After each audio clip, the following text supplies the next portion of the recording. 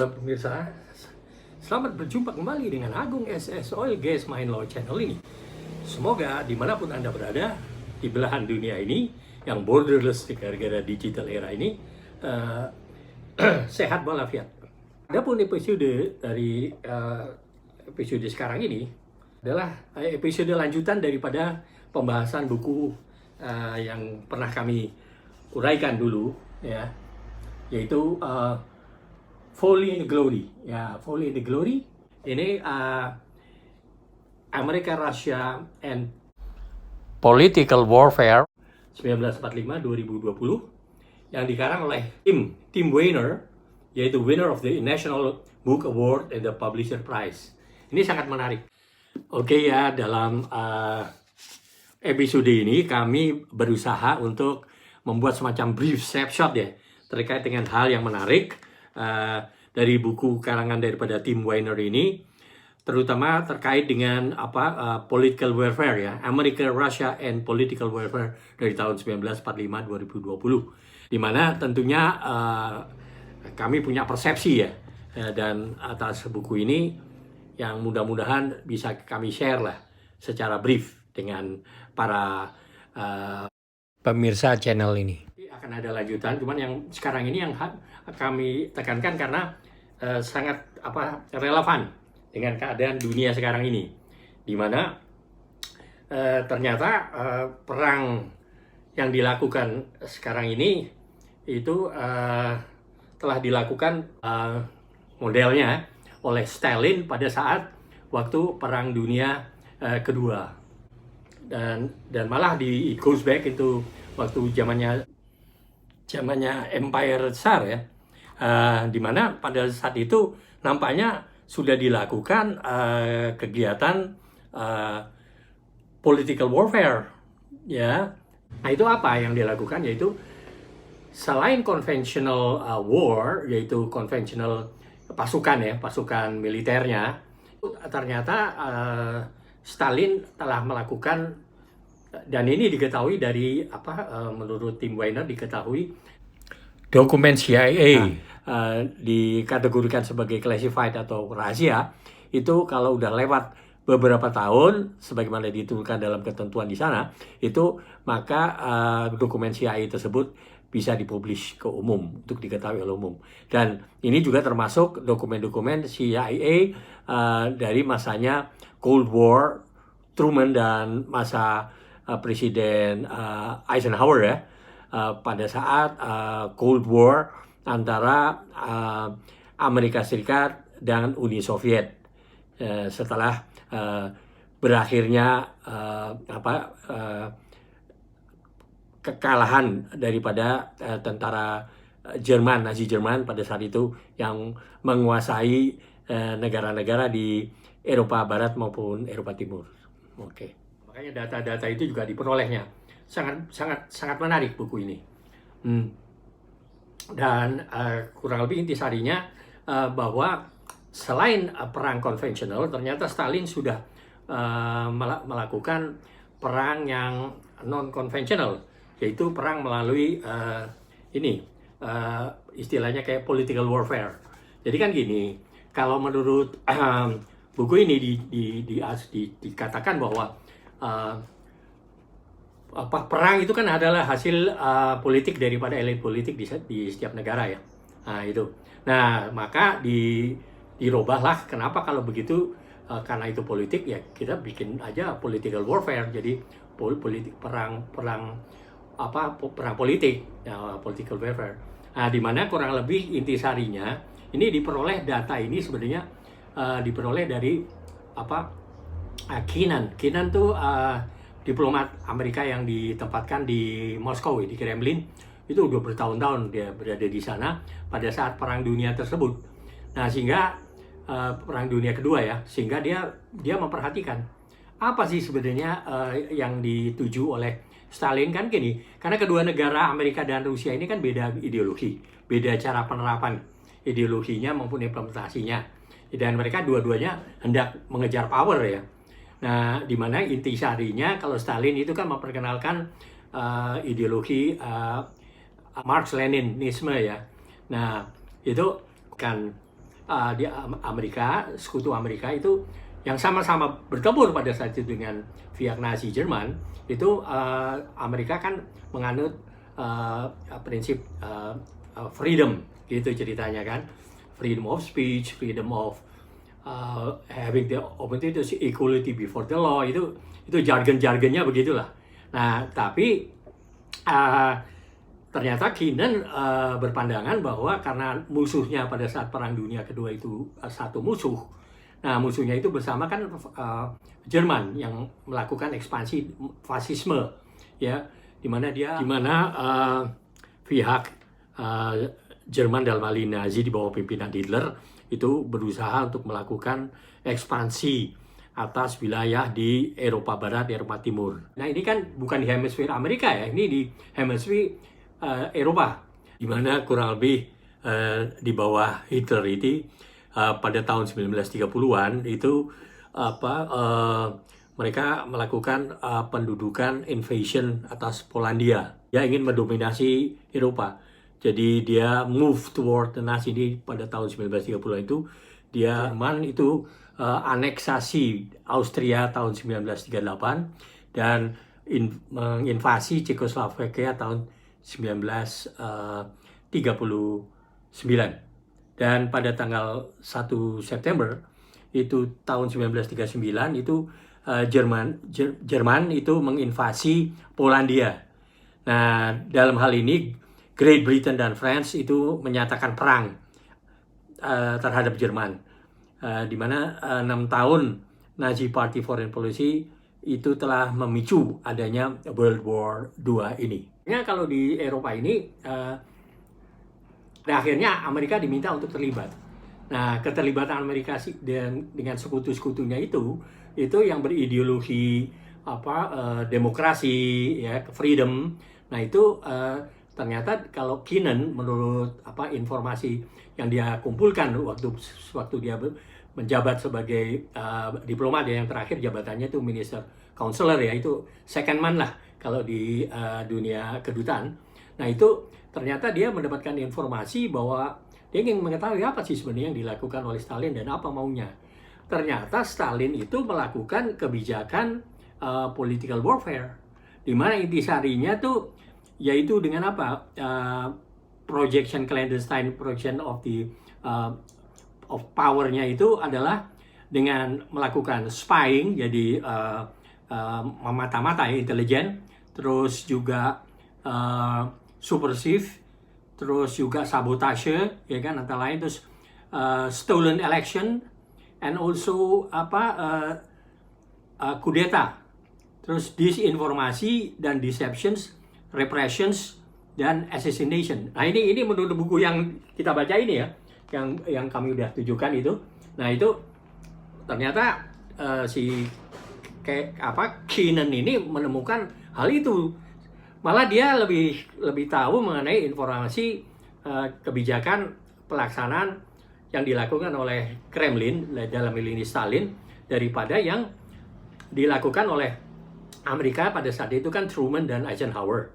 Nah, itu beda pemikiran. Kalau di Amerika itu pikirannya si Truman maupun Eisenhower itu pikirannya adalah conventional war gitu, artinya dengan militer, baik militer di udara, di laut, ya Navy-nya, termasuk juga di darat, berupa tank-tanknya segala macam. Nah, kalau Navy-nya itu kan ada fleet-nya, ya, ada kapal fleet-nya. Nah, ini seru sekali. Nah, sehingga pada saat itu nggak didengarkan, walaupun Keenan memberikan informasi kepada Washington, ternyata nggak terlalu dianggap karena mereka berpikir bahwa perang itu kan ini gini, rebutan kekuasaan kan, dua-duanya berbeda. Cuman pada saat Perang Dunia II itu mereka berhadapan dengan musuh yang sama. Tapi intisarinya kedua negara besar ini, aliansinya itu beda. Artinya kalau Uni Soviet, ya, pada saat itu dia di bawah pimpinan Stalin itu otoriter, ya kan, beda dengan Amerika yang kurang lebih freedom, ya, karena mereka kan asal usulnya kalau di asal usul Amerika tuh mereka kan imigrasi keluar nih, keluar yaitu ke cari tempat lahan yang baru untuk bisa dapat equality before the law, kesamaan ini ya. Karena di tempat tanah leluhurnya itu di Inggris itu mereka selalu merasa berada di second class citizen karena mereka bukan aristokrat kerajaan dan mereka juga tidak memiliki tanah banyak, landlord. Nah, jadi mereka merasa wah ini mereka terus menjadi second class citizen sehingga mereka mencari tempat yang baru untuk merubah nasib mereka. Nah, tetapi kita lihat di sini waktu Perang Dunia Kedua itu perbedaannya kan menyolok, tapi bisa bersatu karena berhadapan dengan satu musuh bersama di Eropa Barat. Ya, di Eropa ya, Eropa Barat sama Timur, yaitu siapa? Nazi, Jerman, fasis. Nah, ini sangat menarik. Nah, sehingga akhirnya Canon atau jadi kan gini, jadi waktu perang selesai dimenangkan, maksudnya Jerman kalah, itu sangat senang si Stalin bersama-sama dengan Truman itu bersama-sama mereka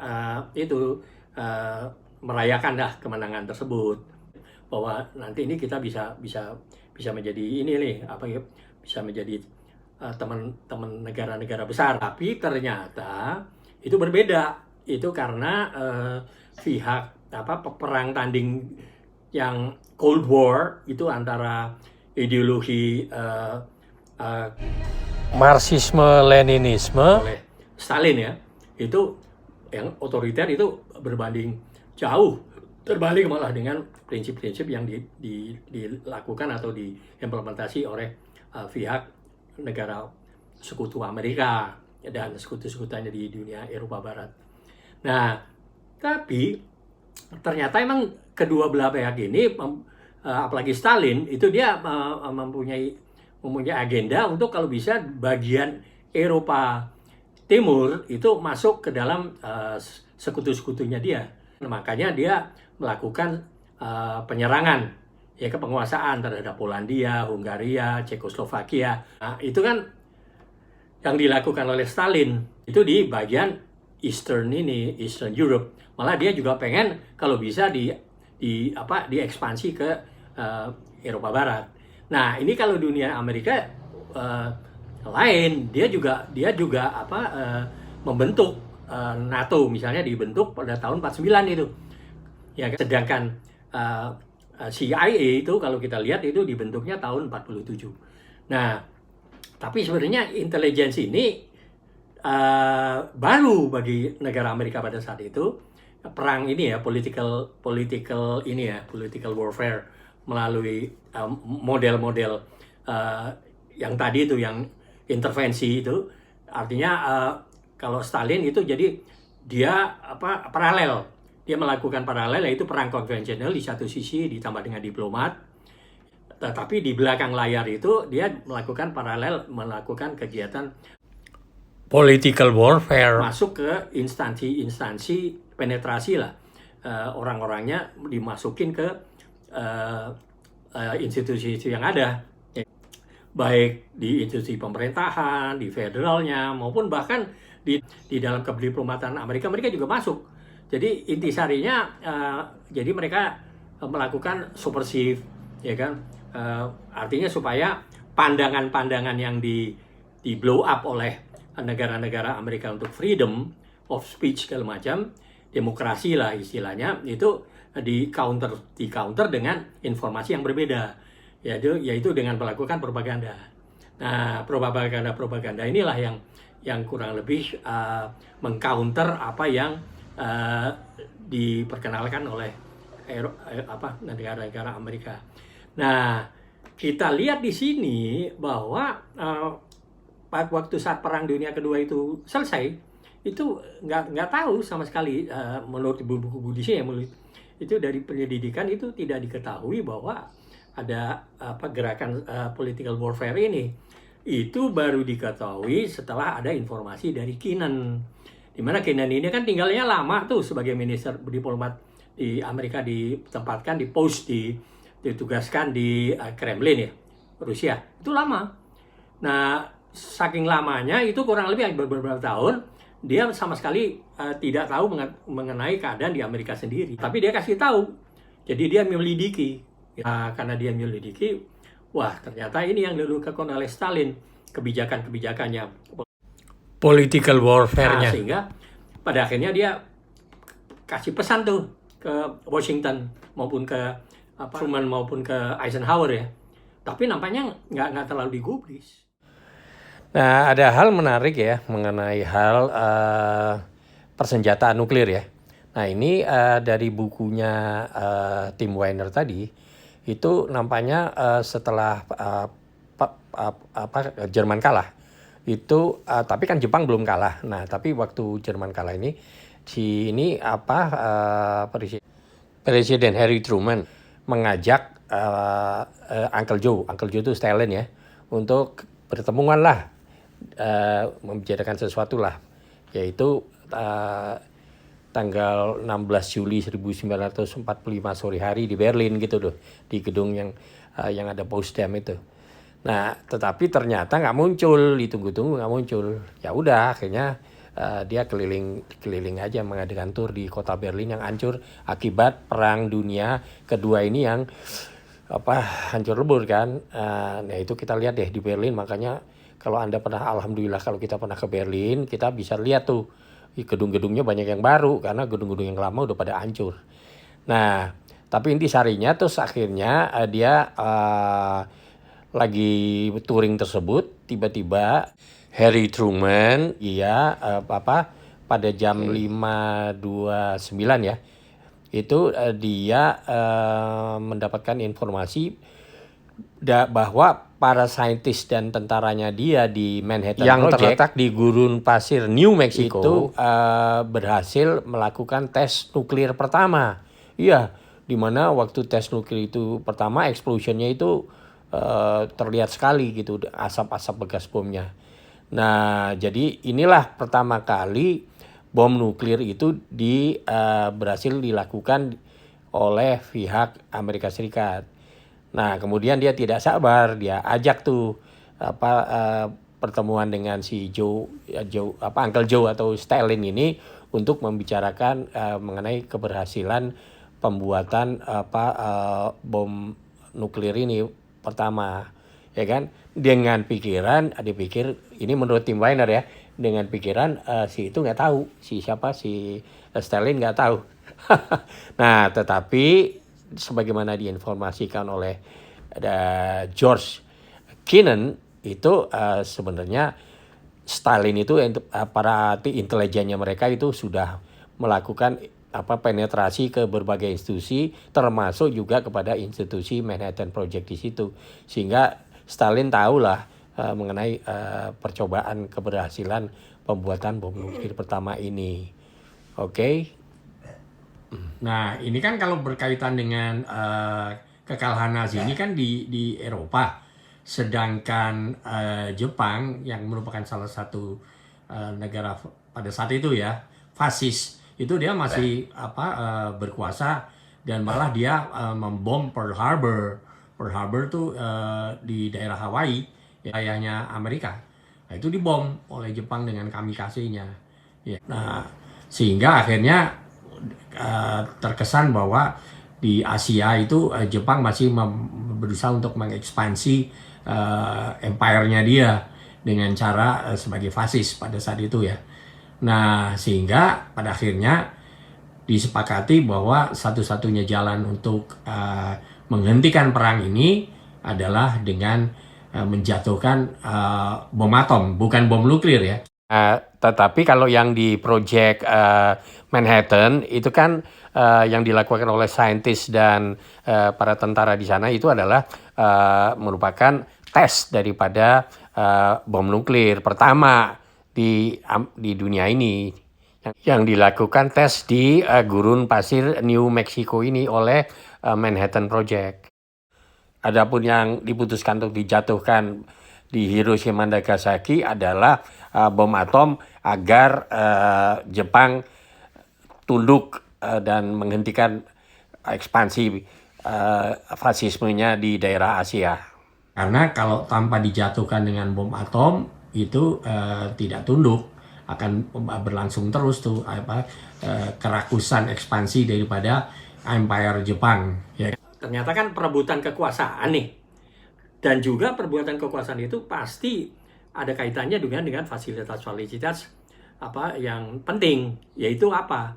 Yaitu yang banyak mengandung kekayaan gas alam, minyak, dan segala macam kekayaan, sumber kekayaan natural resource yang bisa energi bagi kekuatan militer dan industri negara masing-masing. Sehingga Stalin juga mengkhawatirkan untuk misalnya di daerah Iran misalnya.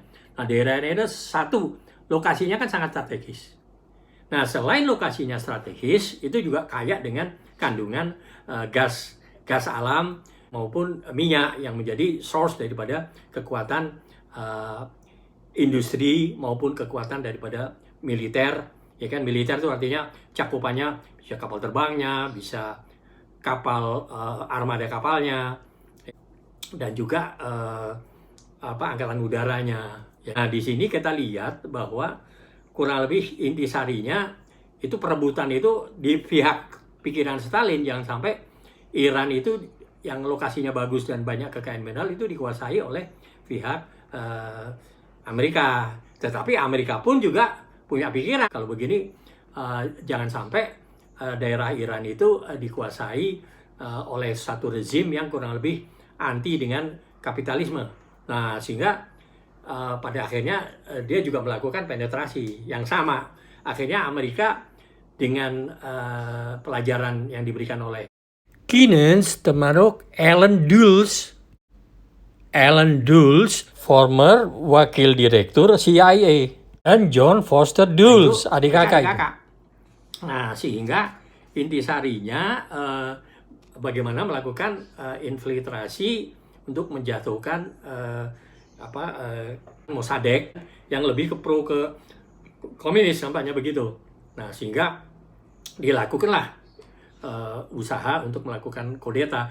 Nah, tapi ini ada dua jalur selalu dalam dunia political warfare ini. Menurut Tim Weiner, penulis buku tersebut. Nah, tapi pada kenyataannya itu Eisenhower memang mereka kan murni karena honesty, demokrasi, kebebasan berbicara. Jadi ceritanya secara realnya tidak ada tuh represif.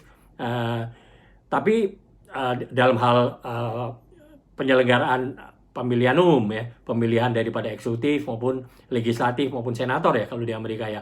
Nah, tapi kenyataannya setelah diterapkan teori-teori atau yang diperkenalkan oleh Kennan yang meniru dari apa yang diterapkan di Stalin, itu bertabrakan dengan nilai-nilai demokrasi tadi, di mana kalau sekiranya secara mayoritas di satu daerah wilayah itu ternyata pimpinannya itu tidak sesuai dengan apa yang dikehendaki oleh pihak elit politik di Amerikanya ya maupun di Inggris, itu dilakukanlah political warfare tadi yang diinspirasikan atau diajarkan metodenya oleh Kennan, yang merupakan ex diplomat yang ditugaskan lama sekali di Kremlin di Moskow, sehingga dia meniru apa yang dilakukan oleh Stalin, sehingga dia bilang bahwa cara-cara